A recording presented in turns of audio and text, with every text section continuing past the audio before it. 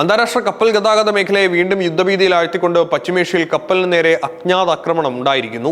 തന്ത്രപ്രധാനമായ ഹോർമുസ് കടലിടുക്കിന് സമീപം ഒമാൻ തീരത്ത് വെച്ചാണ് ഒരു വാണിജ്യ എണ്ണക്കപ്പലിന് നേരെ ആക്രമണം ഉണ്ടായത്. ആക്രമണത്തെ തുടർന്ന് കപ്പലിൽ വൻ തീപിടുത്തമുണ്ടായതാണ് റിപ്പോർട്ടുകൾ. ബ്രിട്ടീഷ് മാരിടൈം സെക്യൂരിറ്റി ഏജൻസിയായ UKMTO ആണ് ഈ ഞെട്ടിക്കുന്ന വിവരം പുറത്തുവിട്ടിരിക്കുന്നത്. ഹോർമുസ് കടലിടുക്കിലൂടെ കടന്നുപോകുന്ന കപ്പലുകളിൽ നിന്ന് പുതിയ സർവീസ് ഫീസുകൾ ഈടാക്കാൻ തുടങ്ങിയത് ഇറാൻ ഔദ്യോഗികമായി പ്രഖ്യാപിച്ചതിന് തൊട്ട് പിന്നാലെയാണ് ഈ പുതിയ ആക്രമണം നടന്നിരിക്കുന്നത്. ഹോർമുസ് കടലിടുക്കിന് സമീപം ഒരിടവേളയ്ക്ക് ശേഷം വീണ്ടും ഉണ്ടായ ഈ അജ്ഞാത ആക്രമണം അന്താരാഷ്ട്ര തലത്തിൽ വലിയ ആശങ്കകൾക്കാണ് വഴി തുറന്നിരിക്കുന്നത്. ആക്രമണത്തെക്കുറിച്ചുള്ള പ്രാഥമിക വിവരങ്ങളും കപ്പലിന്റെ നിലവിലത്തെ അവസ്ഥയെ സംബന്ധിച്ച ഞെട്ടിക്കുന്ന വിവരങ്ങളാണ് ഇപ്പോൾ പുറത്തു വരുന്നത്.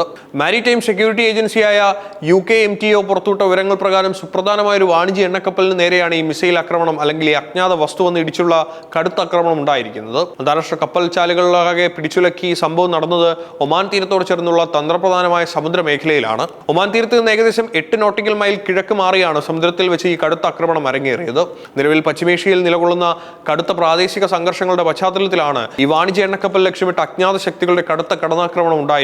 കപ്പൽ സാധാരണ രീതിയിൽ സർവീസ് നടത്തുന്നതിനിടയിലാണ് അപ്രതീക്ഷിതമായി വൻ അപകടം വന്നെത്തിയത്. അജ്ഞാത വസ്തു വന്ന് ഇടിച്ചതിന് തൊട്ടു പിന്നാലെ കപ്പലിൽ വലിയ രീതിയിലുള്ള നാശനഷ്ടങ്ങളാണ് റിപ്പോർട്ട് ചെയ്തിരിക്കുന്നത്. പ്രഹരത്തെ തുടർന്ന് ഈ വാണിജ്യ എണ്ണക്കപ്പലിൽ ഉടനടി വലിയ രീതിയിലുള്ള തീപിടുത്തം ഉണ്ടാവുകയും കപ്പൽ കത്തി അമരുകയും ചെയ്യുകയായിരുന്നു. കപ്പലിന് വൻ തീപിടുത്തമാണ് ഉണ്ടായതെങ്കിലും അതീവ ആശ്വാസകരമായ കാര്യം കപ്പലിലുണ്ടായിരുന്ന ജീവനക്കാർക്കോ മറ്റാർക്കെങ്കിലുമോ ഈ അപകടത്തിൽ പരിക്കുകൾ ഒന്നും തന്നെ പറ്റിയിട്ടില്ല എന്നുള്ളതാണ്. കടലിൽ വെച്ച് ഈ എണ്ണക്കപ്പലിനെ ലക്ഷ്യമിട്ട് നടത്തിയ കടുത്ത ആക്രമണത്തിന് പിന്നിൽ ആരാണെന്ന കാര്യം ഇതുവരെ ഔദ്യോഗികമായി സ്ഥിരീകരിക്കപ്പെട്ടിട്ടില്ല. രാജ്യാന്തര സമൂഹത്തെ ആകെ സാക്ഷി നിർത്തി ചൈനയിൽ വെച്ചിട്ടാണ് ഇറാൻ തങ്ങളുടെ പുതിയ സാമ്പത്തിക നയം വ്യക്തമാക്കിയത്. ചൈനയുടെ തലസ്ഥാനമായ ബീജിംഗിൽ വെച്ച് നടന്ന പ്രമുഖ അന്താരാഷ്ട്ര സമ്മേളനമായ വേൾഡ് പീസ് ഫോറത്തിലാണ് ഇറാൻ ഈ നിർണായക പ്രഖ്യാപനം നടത്തിയത്. ചൈന ഇറാന്റെ ഔദ്യോഗിക അംബാസഡറായ അബ്ദുൽ റസൂൽ അമാനി ഫസിയാണ് ഈ ഹോർമുസ് കടലിടുക്കിലെ പുതിയ ഫീസ് ഘടനയെക്കുറിച്ച് ലോകത്തോട് വിളിച്ചു പറഞ്ഞത്. അന്താരാഷ്ട്ര കപ്പൽ ചാലിൽ പുതിയ ഫീസ് ഏർപ്പെടുത്താനുള്ള തങ്ങളുടെ തീരുമാനത്തെ ഇറാൻ ശക്തമായി ന്യായീകരിക്കുന്നുണ്ട്. ഹോർമുസ് കടലിടുക്കുന്നത് തങ്ങളുടെ പ്രാദേശിക ജനപ്രദേശത്തിന്റെ ഭാഗമാണെന്നാണ് ഇറാന്റെ ഔദ്യോഗിക വാദം. തങ്ങളുടെ പരമാധികാര പരിധിയിൽ വരുന്ന സമുദ്രമേഖല ആയതിനാൽ തന്നെ അതിലൂടെ കടന്നുപോകുന്ന വാണിജ്യ കപ്പലുകളിൽ നിന്ന് സർവീസ് ഫീസ് ഈടാക്കാൻ തങ്ങൾക്ക് പൂർണ്ണമായ നിയമപരമായ അവകാശമുണ്ടെന്ന് ഇറാൻ അംബാസഡർ അബ്ദുൽ റസൂൽ റഹ്മാനി ഫസി വ്യക്തമാക്കി.